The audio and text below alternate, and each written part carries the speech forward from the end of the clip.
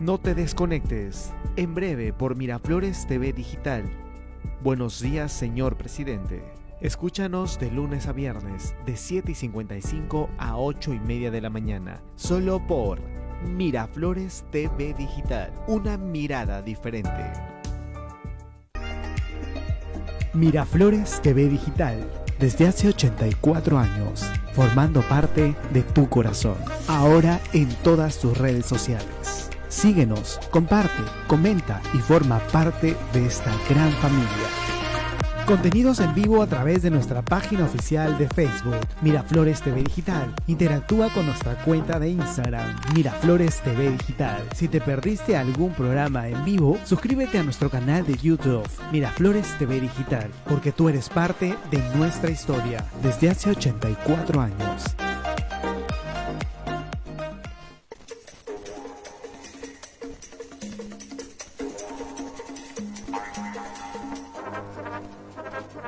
Estamos en la plataforma de Miraflores TV Digital. Tenemos varios temas para conversar con ustedes, pero vamos a comenzar por un asunto que ha intrigado a muchas personas sobre algo que está pasando en México, porque los periódicos y todos los comunicadores en general partimos del principio de que como nosotros lo sabemos, los demás también lo tienen que saber. Me refiero a este nombre Levarón que vemos en todos los medios de comunicación como una familia mexicana que ha sido asesinada en México, pero nadie sabe quiénes son los Levarón y las proyecciones que tiene esto de esa misma familia hacia el Perú. La comunidad Levarón está asentada en México hace casi 100 años. En los últimos 10 años ha padecido secuestros y persecución. El último fue el brutal ataque que dejó un saldo de 9 muertos, entre ellos 6 niños que fueron brutalmente asesinados. La comunidad mormona está establecido un poblado mexicano cerca de Galeana, en los límites del estado norteño de Chihuahua y Sonora, fronterizos con Estados Unidos, donde hay importantes extensiones agrícolas y una fuerte presencia de narcotráfico. Este lunes un brutal ataque a miembros de la comunidad mormona, la familia Levarón, dejó un saldo de 9 muertos. Además de otros 6 menores que quedaron lesionados gravemente, fuera de 6 niños que murieron. Una menor resultó ilesa y otra fue reportada como desaparecida y hallada horas después fallecida o asesinada. Esta familia Levarón, ¿quiénes son? Dice este artículo, que es de la BBC, la comunidad Levarón en México fue fundada en 1924 por Alma Dyer Levarón en Chihuahua y está localizada en la zona noreste del estado, 13 kilómetros al sur de la cabecera municipal Galeana. Levarón era miembro de una rama fundamentalista de los mormones, que se escindió de la rama principal de la iglesia, pero siguieron practicando muchos de sus preceptos. En 1955, 2 de los hijos de Alma Levarón, Joel y Ervil, fundaron la iglesia El Primogénito de la Plenitud de los Tiempos. Dicha iglesia se dividió, pues ambos hermanos se disputaban el liderazgo, y en 1972 Ervin, quien había creado una iglesia rival en Ensenada, Baja California, llamada El Cordero de Dios, mandó asesinar a su hermano Joel. Ervin Levarón fue acusado de ordenar diversos asesinatos a integrantes de la comunidad mormona en México, de miembros de su propia familia y de sus seguidores.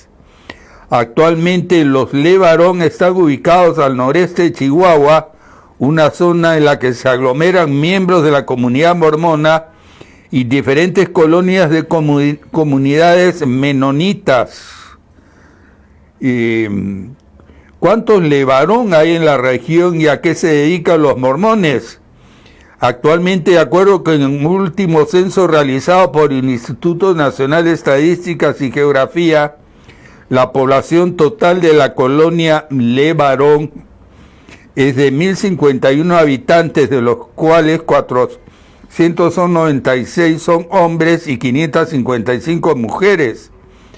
Bueno, todo esto es una historia que tiene que ver con la gravedad del crimen que está sucesivamente poniendo en tela de juicio al presidente de México, que trata de enfrentar la criminalidad, me imagino como todos los gobiernos están tratando de hacerlo. Cambiemos de tema, vengámonos aquí al Perú, donde tenemos bastantes problemas, pero alguien me hace acordar un tema muy interesante. ¿Ustedes se acuerdan de este personaje, Joe Biden, que fue vicepresidente de Estados Unidos? Él ha tenido también un enfrentamiento religioso en Carolina del Sur. Es un tema muy curioso, porque no se le permitió comulgar en una iglesia católica por su apoyo al derecho al aborto. El sacerdote, el cura Robert Morey, de la iglesia católica San Antonio de la ciudad Florence, le dijo al diario Florence Morning News que le había negado a Biden la comunicación, porque cualquier figura pública que defiende el aborto se pone a sí misma fuera de la enseñanza de la iglesia. La Sagrada Comunión simboliza que somos uno solo con Dios, entre nosotros y con la iglesia. Nuestras acciones deben reflejar eso, sostuvo Morey en un correo electrónico enviado al periódico, y añadió que como sacerdote es mi responsabilidad servir a las almas encomendadas a mi cuidado, y debo hacerlo incluso en las situaciones más difíciles. Mantendré al señor Biden en mis oraciones, pero no le daré la comunión. Morey no respondió inmediatamente a la solicitud de comentarios hechos por la CNN. Biden declinó hablar sobre el asunto y dijo: no voy a discutir eso, es mi vida personal, señaló. Bueno, este es un asunto que yo me pregunto si usted ha pasado por esa experiencia, que un sacerdote se niegue a darle la comunión y que en vez de darle una hostia le dé un borrador. Pues a mí me ha pasado, les cuento. Cuando yo tendría unos 20 años, en Miraflores existía una logia masónica, la logia masónica Ricardo Palma 61, en la calle Enrique Palacios. En un segundo piso funcionaba el taller se llama El Local, o podríamos llamar como una especie de capilla masónica, que está constituida por un lugar con cuadrados blancos y negros y con ubicaciones diferentes. En esa época yo tenía muchísima curiosidad por todo aquello que era diferente a la Iglesia Católica, bajo la que había vivido a la fuerza y por un látigo que sostenían entre los curas de mi colegio y los curas de la iglesia a la que yo iba obligatoriamente todos los domingos, no pudiendo asistir a las reuniones familiares porque así lo exigían las normas cucufáticas de mi colegio. Lo cierto es que en una oportunidad cometí la brutalidad, ya terminando el colegio, de acercarme a la iglesia esta y contarles que estaba asistiendo a una logia masónica y el cura decidió no darme la comunión. Y entonces cuando yo me acerqué, metió la mano en su bolsillo, sacó un borrador y me dio un borrador. Yo tuve que contenerme, tenía 20 años, y tenía yo un análisis muy sui generis de lo que significaba la relación personal y única entre el que les habla y Dios, y había puesto un poco en la lista negra de mis cariños, por decirlo de alguna manera, o simpatías, a varios curas que yo había visto actuando y violando a un compañero de clase mío en el mismo colegio. Esto había producido en mí una reacción que después, analizándola, me ha parecido que ha sido bastante lógica, pero ya olvidada en el tiempo. Y hoy tengo que confesar que muy de vez en cuando me acerco a una iglesia y para recuerdos de mis niñeces y obsecuencias y rebeldías contra la iglesia, tiene que ser exactamente la misma iglesia donde yo iba de muchacho, que es la iglesia de aquí del Parque, en Miraflores. Bueno, por eso es que me ha llamado la atención esa información que es prácticamente 70 años después 50 años después del hecho que me sucedió a mí. Así que yo me imagino cómo este señor, no un muchacho joven que recién comenzaba en la vida, sino un hombre hecho y derecho y ex vicepresidente de los Estados Unidos, el cura le negara darle la comunión porque Biden había expresado posiciones pro-abortistas en varias expresiones que había hecho políticamente.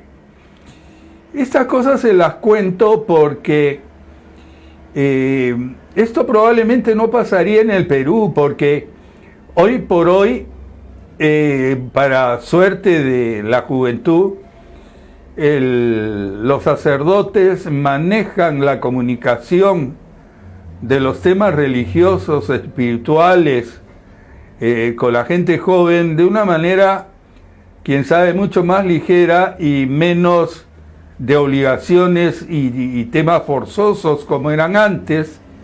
Y esto hace que los muchachos, si deciden ser libre pensadores o tener sus propias opiniones sobre asuntos religiosos, no lo manifiestan de una forma fanática, como si era en mi época, como resultado de ese famoso principio físico de la acción y la reacción.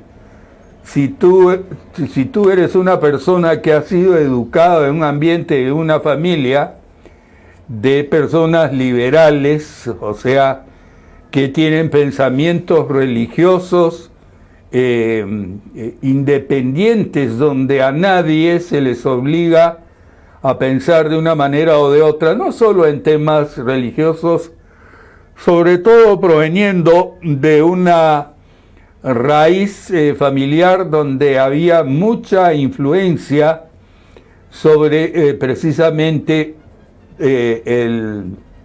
lo que es el libre pensamiento y la interpretación personal de Dios, que es un tema que no era igual en el colegio, donde en el colegio, pues, si tú no creías en los diferentes principios que la iglesia establecía, sufrías pues enormes problemas.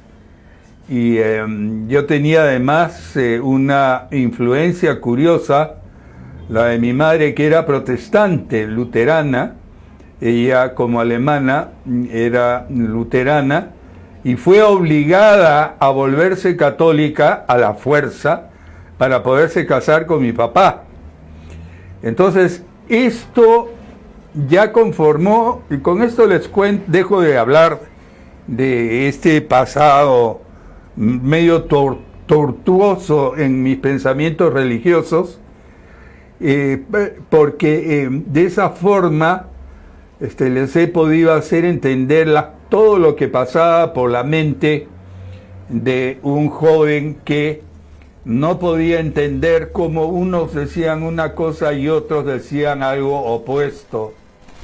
El tema fue muy interesante porque en el colegio, yo estaba en el colegio Maristas, en el Champañá de Miraflores, los días sábados están dedicados a la Virgen María y prácticamente las 3 horas de clase que teníamos estaban dedicados a lo que se llamaba el Catecismo de la Virgen.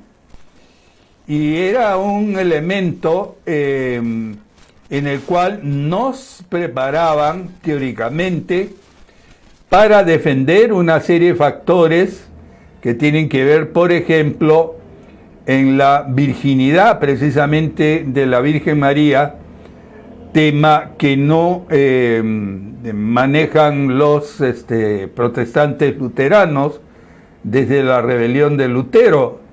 Entonces, esta situación era un motivo muy interesante de poder conversar con mi madre y discutir estos asuntos. Yo hacía el rol de fanático, simpatizante o adorador de la Virgen María. Tenía yo varios rosarios, todos los días rezábamos el rosario y estaba yo muy orgulloso de que cada cierto tiempo me eligieran para que dijera la primera parte del Padre Nuestro, del Ave María o del Gloria, que era una forma de pasar la primera media hora de cada tarde en el colegio, ¿no? Entonces eso fabricó, como dije, esta acción y reacción, con decirles que estaba prohibido que se leyeran las tradiciones peruanas y había una lista de libros que estábamos prohibidos de leer. No me acuerdo cómo se llamaba esa lista, pero cada semana el obispado publicaba esa lista y la mandaba a todos los colegios. Esta forma de actuar es un poco como estamos viendo que están actuando a niveles extremos otras religiones. De ahí que no nos extrañe que estas cosas lleven el fanatismo a la muerte, como está pasando con algunas religiones. Este tema, por ejemplo, de esta familia Levarón en México, ha llamado tanto la atención que no sé si es porque es un momento en el mar de las noticias que no han habido muchas, entonces ha surgido esto con una fuerza tremenda y todo el mundo se ocupa de esto, como también ayer, por ejemplo, aprovechando el momento de pocas noticias, el presidente hizo, aprovechando precisamente la asesoría que tiene de expertos, hizo del simulacro un gran show de la participación, el ponernos, mantenernos atentos, de usar espacios en los canales de las noticias por un buen rato. Quien prendiera los noticieros estando en el extranjero, en alguna parte, se podía haber imaginado algo terrible, porque el presidente habla, han habido no sé cuántos 120.000 muertos. En la ciudad de Chorrillos, donde estoy yo, se registran 20.000 muertos y 80.000 heridos. Nos dan cuenta de que los hospitales han sido, y bueno, y después de un momento de seguir hablando, explicó que eran las supuestas cifras del simulacro de un terremoto de 8.1 que se hubiera dado en esta zona. Me parece muy bien que se mantenga a la gente con el concepto de que hay que estar alertas, pero el manejo de las ciencias de la comunicación para este asunto del simulacro realmente ha sido sensacional, ¿no? Porque aquí en Miraflores existe un sistema de alarma que se escucha toda la ciudad, que es un sistema de un vibrador que avisa a la policía cuando tienen que actuar frente a algún robo o alguna situación que se ha detectado con las cámaras. Y hay una central en la avenida Arequipa desde donde se enciende este sistema, pero no fue mucha la gente que saliera como si realmente estuviera sucediendo un sismo. Pero lo bueno es que se nos mantiene alerta sobre este asunto. Hablemos de varios otros temas que tenemos pendientes. El presidente Vizcarra ha hablado ayer también sobre el derecho que tiene la ciudadanía de escoger a los mejores candidatos al Parlamento, pero todavía no se sabe si está permitido que los actuales o los que hasta ahora han sido congresistas puedan ser reelegidos en la próxima elección. Veamos lo que dijo el presidente. Tan próximos a elecciones para renovar el Congreso de la República, tenemos que hacer el esfuerzo todos, empezando por los partidos políticos, de elegir buenos candidatos para que pongan a consideración de la ciudadanía. Y cuando hablamos de cambio, de renovación, quisiéramos ver que también la practican los partidos políticos. Pero si no lo hacen, nos queda una segunda oportunidad a la ciudadanía para poder escoger a los mejores candidatos para tener el Congreso que todos esperamos, que vaya de la línea en esos criterios de lucha contra la corrupción, que vaya con los criterios de ya no blindar a personajes cuestionados, que vaya en la línea de corregir los conceptos de inmunidad cuando se convierten en conceptos de impunidad. Bueno, dejemos el tema ahí. Les estaba conversando sobre este problema en México, donde han asesinado a una cantidad de personas de la llamada la familia Levarón. El presidente Trump ha salido a ofrecerle a México ayuda para luchar contra los cárteles tras masacre de mormones, de los cuales muchos son estadounidenses. Veamos.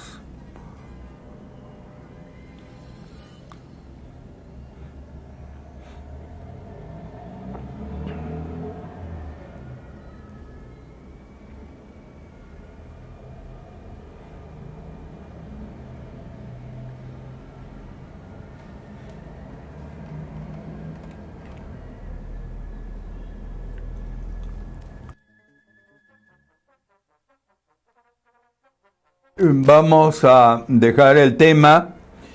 Yo también siento necesidad de hablarles de un asunto que me ha preocupado y que ha sido parte de nuestra política de emisión de noticias o de recomendaciones a nuestros gobernantes, de no perder de vista la importancia del agua en una ciudad como Lima, donde en cualquier momento el río Rímac podría colapsar por una serie de temas que hay precisamente en el camino de dicho río, donde se han acumulado una cantidad enorme de relaves de la minería. Y ha sucedido, les voy a contar rápidamente de qué río voy a hablar. Les voy a hablar de un río importantísimo en los Estados Unidos, que es el río Colorado. El río Colorado es un río que va del suroeste de los Estados Unidos al noroeste de México, que fluye en dirección al suroeste y sur por los estados de Colorado, Utah, Arizona, Nevada y California, y por la Baja California y Sonora en México. Bueno, este río ha comenzado a secarse y se han comenzado a producir sequías tan grandes que los norteamericanos no saben todavía cómo van a hacer para resolver ese problema. Esto es parte de una advertencia que ya se viene dando desde hace 2 o 3 años del calentamiento global y de los cambios en el mundo. Desde ese tiempo también vengo hablando yo de la necesidad de promover en la ciudad de Lima, que es una ciudad que ya tiene prácticamente 12 millones de habitantes, el agarrar o tomar el agua de mar y convertirla en agua potable, como ya se está comenzando a hacer y formando reservas en varios lugares del mundo.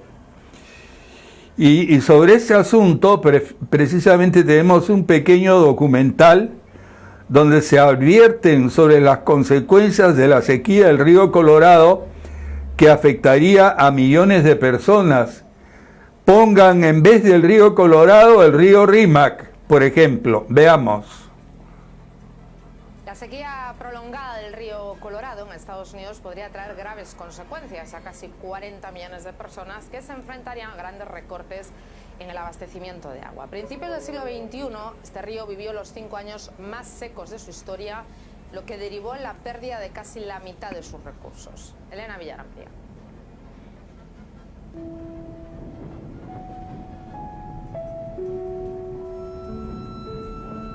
Este es el lago Mead, el embalse con mayor capacidad de Estados Unidos en caso de estar lleno. Formado en el río Colorado, las autoridades prevén que a principios de 2020 se sitúe en la zona llamada nivel cero. Los expertos aseguran que las reservas nunca volverán a estar llenas. El periodo de 20 años entre el 2000 y hoy es el más seco en los más de 100 años que hay registro, así como uno de los más secos en más de 1200 años de estimaciones. Lo que eso significa es que en los últimos 20 años, comenzando en 1999, justo antes del inicio de la sequía en el 2000, el almacenamiento combinado del sistema del río Colorado era del 95% y a partir del 2000-2004, los 5 años más secos de la historia, bajamos del 95% a menos del 50%. La situación actual, sin precedentes, provocará los primeros recortes en el acceso al agua en ese estado, Nevada, y en el vecino Arizona. Hasta ahora, las guías y planes de contingencia apenas tocaban el consumo, sí, por ejemplo, el uso del agua en la generación de energía. Visitamos las entrañas de la presa Hoover, una obra faraónica de tiempos de la Gran Depresión. De las 17 turbinas disponibles, la mayoría estaban paradas, solo mantenían activadas las necesarias para mantener la propia presa. Arizona, California, Nevada e incluso México, casi 20 millones de personas consumen el agua del lago Mead, creado artificialmente por la presa de Hoover. También grandes extensiones de cultivo, incluso la generación de electricidad. Si sus niveles continúan bajando, las consecuencias y los peligros son enormes. Muchos de nuestros programas sobre peces en peligro de extinción, muchas de nuestras tarifas eléctricas que son tan bajas en el oeste, dependen de lo eficientemente que puedan operar esas represas hidroeléctricas. Y si no pueden operar, los problemas irán más allá de nuestra red de distribución de agua. Estamos hablando de energía, estamos hablando de especies. Así que en realidad todo está interconectado. Lo peor que puede pasar es que no abordemos esto, que no actuemos con responsabilidad y digamos, oye, dejemos de lado nuestras diferencias y veamos cómo podemos hacer esto juntos. Sería una tragedia. Desde el proyecto encargado de gestionar el agua en Arizona nos aseguran que los cortes de agua les afectarán relativamente por el momento. En su caso, los planes de gestión y planificación colaborativa han permitido que proveedores de agua y entidades privadas lleven durante años almacenando bajo tierra excedentes de agua, hasta la fecha el equivalente al suministro durante 30 años de la ciudad de Phoenix. En el caso de Nevada, el Estado ha utilizado este año un 25% menos del agua que oficialmente se le había asignado. Lo que estamos haciendo al respecto es desarrollar más resiliencia en nuestro sistema de suministro de agua. Este está realmente impulsado por nuevos incentivos creativos para la conservación del agua, con nuestros clientes y con nuestros socios en el río Colorado, en prepararnos para contar con menos agua en el futuro. Eso significa que algunos de nuestros clientes agrícolas ya no tendrán el suministro de agua que tienen hoy.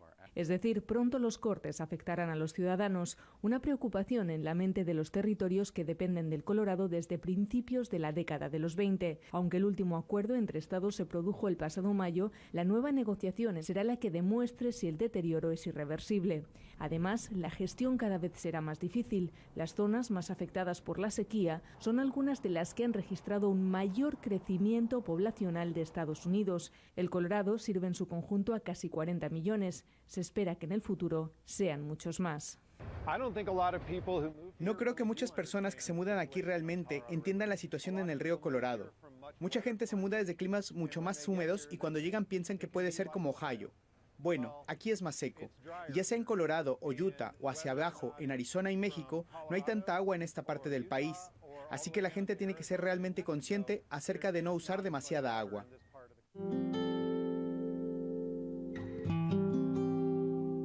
Desde su nacimiento en las montañas rocosas, tomar en cuenta esta enorme recomendación que deberíamos intentar hacernos nosotros mismos para una ciudad que es una ciudad que está en medio de un desierto. Acordémonos que Lima es un valle que está rodeado de desiertos, tanto al norte como al sur, y al oeste tenemos una riqueza enorme en el mar que podríamos aprovecharla perfectamente utilizando ya desde ahora como forma de experimentación plantas de conversión de agua de mar en agua dulce.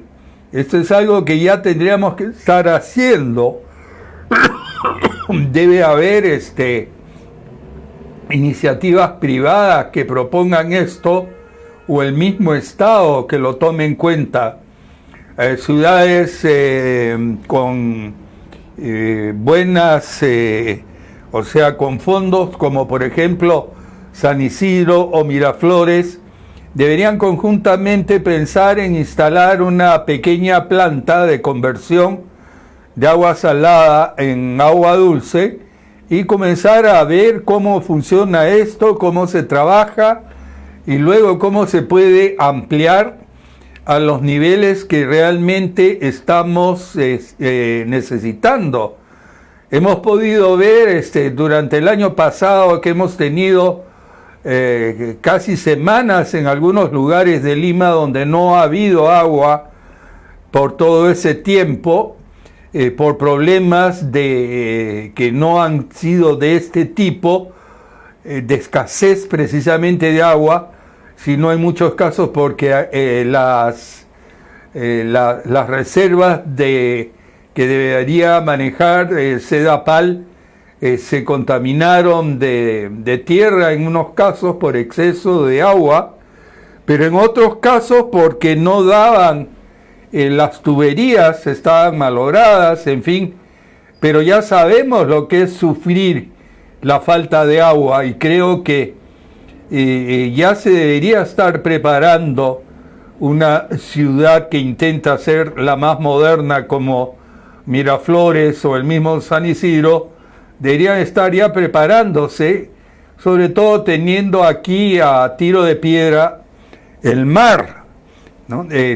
Hay ya instituciones, les puedo contar que en el Club Regatas muchos de los sistemas ya están siendo o funcionando con agua que se obtiene a una profundidad cercana al mar, donde la filtración del mar y la capa de tierra ya de alguna manera elimina un porcentaje muy alto de la sal.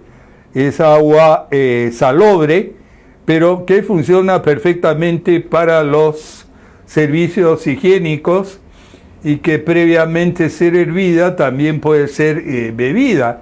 O sea que todo esto debe estar ya comenzando a ser la mentalidad, sobre todo de estos jóvenes que están llegando a las municipalidades, que están llegando al Congreso, preocuparse de la necesidad más importante que tiene el ser humano, que es la del agua.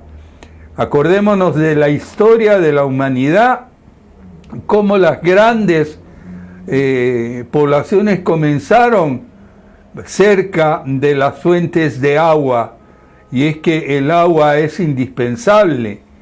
Y de otro lado, también se está comentando, y esto es un tema que manejan los diarios del Brasil, que mucho de la cuenca del Atlántico que corresponde al Perú, o sea, los ríos que están del otro lado de los Andes, que alimentan el Amazonas, están comenzando también a perder agua por los deshielos, y de ahí que haya una gran preocupación en el Brasil por la disminución del agua en el río Amazonas. Imagínense, esa preocupación existe con el río más grande del mundo. ¿Qué cosa podría pasar con este riachuelo de a 2 por medio que es el río Rímac? Bueno, dejemos esto y contemos algo que está alegrando a los amantes del fútbol, y con esto vamos a cerrar nuestro programa. La Conmebol ha confirmado a Lima como sede de la final de la Copa Libertadores debido a las protestas en Chile. Vamos a ver un video en relación a este asunto que nos transmite precisamente RT. El video está clasificado como actualidad. Conmebol confirma a Lima como sede de la final de la Copa Libertadores debido a las protestas en Chile. Bueno, ojalá lo podamos encontrar porque es el tema del día. En Santiago de Chile, de fondo, la Confederación Sudamericana de Fútbol anuncia que muda a Lima la final de la Copa de Libertadores. Horas antes, el intendente de la región metropolitana de Santiago se había expresado tajante sobre la imposibilidad de celebrar el evento. De hecho, el país sudamericano no ha podido reanudar todavía su propio torneo local debido a los fuertes y continuos disturbios. La final será disputada por el equipo argentino River Plate y el brasileño Flamengo el 23 de noviembre. El Tribunal Constitucional confirma continuidad del proceso electoral, lo dice El Comercio con gran titular, precisión. Indica que el recurso contra disolución del Congreso no suspende el cronograma de los comicios a fin de que exista seguridad jurídica. Funciones. Entidad también afirma que la Comisión Permanente no tiene las facultades del Pleno y solo debe tramitar los decretos de urgencia. Interrogatoria barata será entre 11 y 13 de diciembre, nos dice El Comercio. Se reúnen hoy para coordinar reembolso por venta de Chaquia a Odebrecht. Policía busca a 7 árbitros que se han escondido. Ellos son implicados en los supuestos sobornos de Odebrecht. No habidos, hay orden de captura para que cumplan prisión preventiva de 18 meses. Uno de ellos no estaría en el Perú. 5 clanes en el Braen dominan producción y envío de drogas a Bolivia. Dan 9 meses de cárcel preventiva a 3 policías acusados de violar a una mujer en Paramonga. Choque de 5 camiones en carril exclusivo de Panamericana Sur deja 5 heridos en Surco. Trump ofrece ayuda a México para declarar guerra a narcos tras muerte de 9 estadounidenses. La República, ¿qué nos dice? La matanza de los LeBaron golpea a López Obrador. Es el tema del que les hablamos. Titular principal, salario mínimo en debate. Julio Velarde, presidente del Banco Central de Reserva, dice: el alza de la remuneración mínima vital no producirá un incremento general de los ingresos de las familias, sino creo que estimule la economía. Jerónimo López, de la CGTP: el sueldo mínimo debe ir a la par del costo de vida. Lo que proponemos es que pase de los 930, que es actualmente, a 1.500 soles mensuales. Fernando Cuadros, ex viceministro de Empleo: en opinión, la remuneración mínima vital debería pasar de los 1.050 al mes. Beneficiaría a casi 1 millón de peruanos. Violencia vuelve a Bolivia. Evo responde: no voy a renunciar. Farmacias estarán obligadas a ofertar genéricos desde diciembre próximo.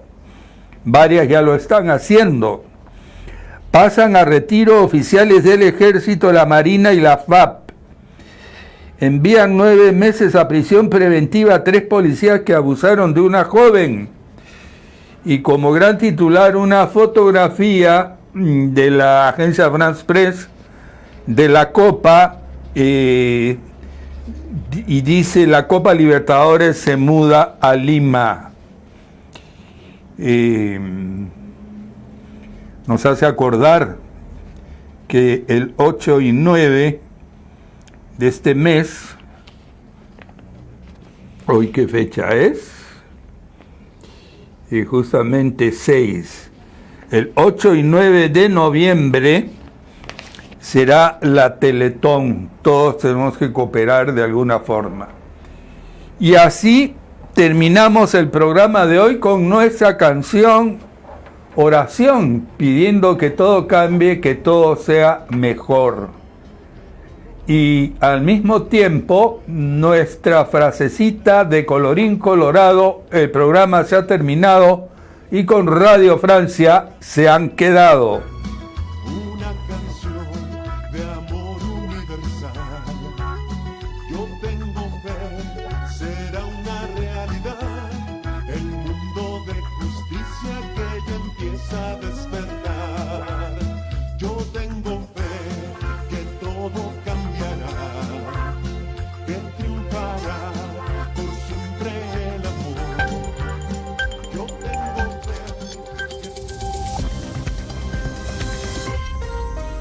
Muy buenos días a todos. Les acompaña desde París Radio Francia Internacional en esta mañana de miércoles 6 de noviembre con Vanessa Loiseau a cargo de la realización técnica de esta emisión, que sin más tardar abrimos con la información internacional y estos titulares.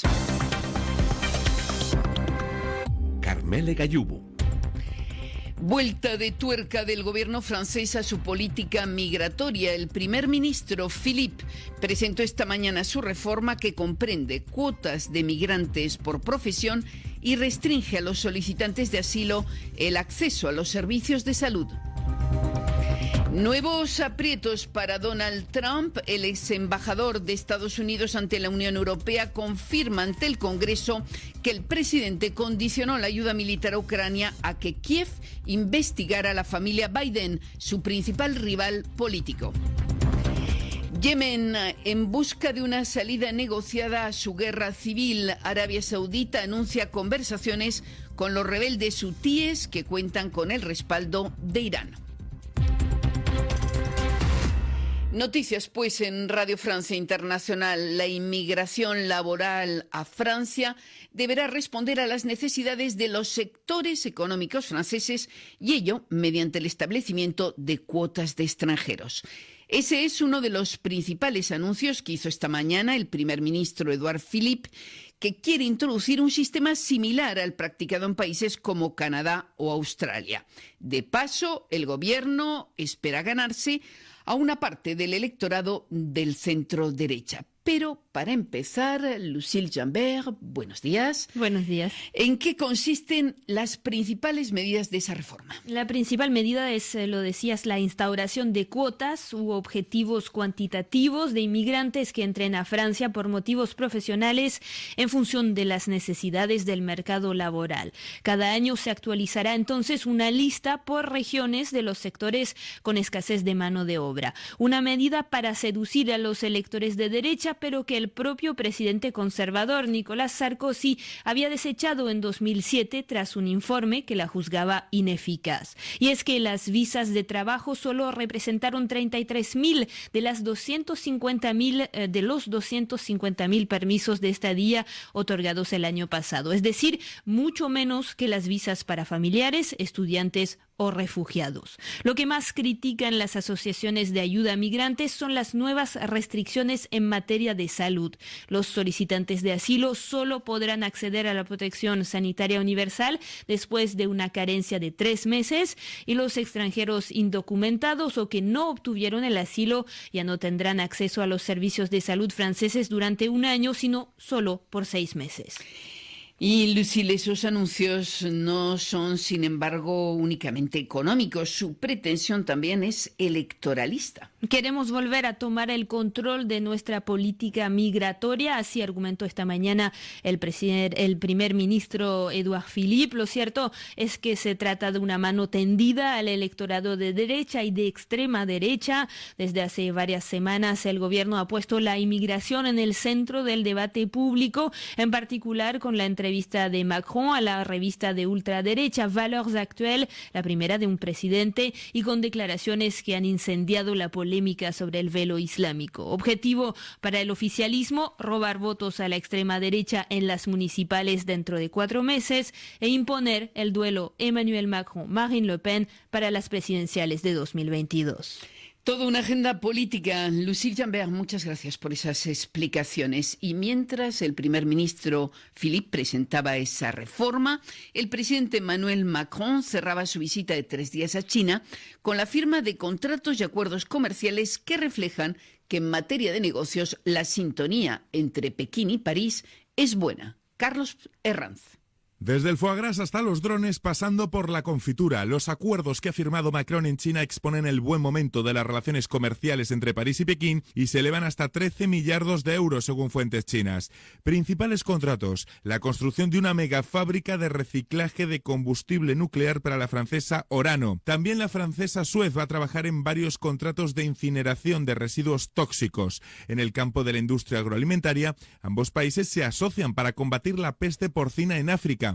Y Francia obtiene además 20 autorizaciones para exportación de empresas de pollo, vacuno, porcino y charcutería. El tercer sector con más presencia en el paquete es el de la aeronáutica espacial, con varios contratos de cooperación industrial entre ambos países. Macron se ha felicitado por la voluntad compartida de una mundialización abierta en un contexto de guerra comercial internacional, pero sin embargo no se ha frenado para pedir a su homólogo Xi Jinping que abra más su mercado al exterior. Macron no ha dudado en volver a desplegar su operación seducción en China a través del arte de vivir a la francesa. Xi Jinping pudo degustar así varias carnes acompañadas de vinos de Burdeos y Borgoña. La prensa francesa usa esta mañana la palabra engatusar al socio chino para que firme el año que viene el gran acuerdo de libre cambio con la Unión Europea, un objetivo prioritario para el Elíseo en 2020, para el que, sin embargo, Pekín quiere tomarse su tiempo. Un alto cargo de la diplomacia de Estados Unidos y hombre cercano a Donald Trump dio marcha atrás respecto a sus primeras declaraciones y admitió ante el Congreso en Washington que la Casa Blanca condicionó la ayuda militar a Ucrania a cambio de informaciones que favorecieran la reelección de Donald Trump. Natalia Olivares. El testimonio de Gordon Sondland ante el Congreso invalidó su versión previa y se convierte en pieza clave en el puzzle. El embajador ante la Unión Europea admitió que durante meses se presionó a Kiev para que se investigara por corrupción al rival demócrata Joe Biden y su hijo Hunter, quien fue parte de la junta directiva de la empresa ucraniana Burisma hasta el año 2019. A cambio de esto, Estados Unidos habría donado $391 millones en ayuda militar a Ucrania. La Casa Blanca responde que los testimonios no ofrecen ninguna evidencia para esta investigación que calificó de ilegítima. Este testimonio refuerza la iniciativa demócrata en el Congreso que busca la destitución del presidente estadounidense por abuso de poder al pedir ayuda extranjera para favorecer su campaña a la reelección. Si la Cámara Baja de Estados Unidos, donde los demócratas tienen mayoría, votara a favor de su destitución, Donald Trump estaría sujeto a un juicio en el Senado donde la mayoría republicana impediría de todas formas el impeachment. Gracias, Natalia. Y en el frente electoral tampoco las noticias son buenas para Donald Trump. 4 estados celebraban ayer elecciones locales a un año vista de los comicios presidenciales. En 2 de esos estados vencieron los demócratas. En Kentucky, donde fue derrotado el gobernador republicano a pesar de haber contado con el respaldo directo de Trump. Y en Virginia, ahí los demócratas se imponen como mayoría en las 2 cámaras locales por primera vez en 25 años. Desde hace 5 años, Yemen es escenario de una cruenta guerra civil en la que están implicados los 2 grandes rivales en la región, Irán y Arabia Saudita. Esta mañana, inesperadamente, un alto cargo saudita aseguró que su país está en negociación con los rebeldes hutíes para poner fin al conflicto. Los detalles con Angélica Pérez. Este anuncio llega luego de la firma en Riad de un acuerdo entre Arabia Saudita y los separatistas del Consejo de Transición del Sur, apoyados por Emiratos Árabes Unidos. Acuerdo que busca poner fin a una lucha de poder entre saudíes y emiratíes en esta región yemení. Acuerdo que el príncipe heredero de Arabia Saudita, Mohammed bin Salman, felicitó como un paso hacia una solución política más amplia para acabar con la multifacética guerra en Yemen. El enfrentamiento entre Arabia Saudita y Emiratos había fracturado la coalición militar sunita liderada por Riad contra el movimiento chiita hutí, que en 2014 derrocó al gobierno de Abd Rabu Mansur Hadi del poder en Saná. Desde entonces, los hutíes controlan la capital yemení y los principales centros urbanos. El lunes, Hadi se reunió con líderes del Consejo de Transición del Sur por primera vez desde agosto, cuando dicho consejo se volvió contra el exmandatario yemení y tomó el control del puerto de Adén, intentando extender su alcance en el sur del país. Los habitantes de Adén felicitaron el acuerdo firmado ayer y esperan que ponga fin a los combates y allanen el camino a un acuerdo de paz completa en Yemen.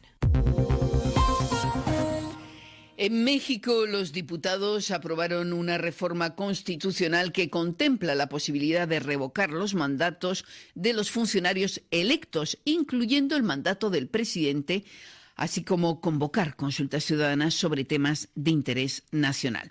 Y en Colombia, la gestión del ministro de Defensa, Guillermo Botero, está en tela de juicio. Un senador le acusó ayer de haber ocultado la muerte de 7 menores, incluida una niña de 12 años, en un bombardeo militar realizado hace 2 meses contra guerrilleros que no se habían sumado al acuerdo de paz. El Congreso se pronunciará el próximo día 13 sobre una moción de censura contra el controvertido ministro, que, por cierto, su dimisión ya habían solicitado los pueblos indígenas de la región del Cauca, donde en lo que va de año se han registrado 98 asesinatos. Y una información también de última hora, decir que 5 personas, entre ellas al menos 3 turistas extranjeros, han sido heridos al ser apuñalados cuando visitaban en el norte de Jordania unas ruinas romanas, las ruinas de Gerasa. 3 de esos turistas son mexicanos y también hay una suiza herida. No se sabe nada sobre la identidad del agresor y sus motivaciones.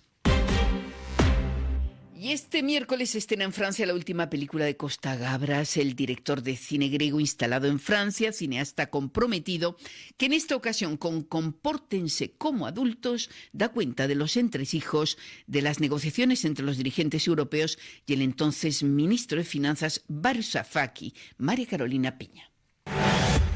You're the Minister of Finance. Your party promised the voters you'd wipe out the debt. El pulso entre Grecia y la Unión Europea en el tema de la colosal deuda griega. El veterano Costa Gabras nos introduce en las complicadas y largas negociaciones emprendidas por Yanis Varoufakis cuando era ministro griego de Finanzas en 2015. En Comportarse como adultos, Costa Gabras restituye los recovecos y vaivenes en las más altas esferas del poder en Europa. Una cinta política de intrigas y traiciones con una Grecia al borde de la bancarrota. El director franco-griego de 86 años firma así una película sobre un capítulo doloroso y reciente de la historia de su país natal, pero también una crítica acérrima del bloque europeo. Costa Gabras. Es una película donde está presente la rabia por lo que sucedió a Grecia y también por Europa. Mi generación creyó profundamente en la construcción europea. En vez de ser una construcción política, se ha convertido poco a poco en un bloque netamente económico. Descubrir eso fue para mí un shock. ¿A dónde va Europa hoy día? ¿Aquí hay democracia o no? Y el debilitamiento europeo es algo muy peligroso para todos los países.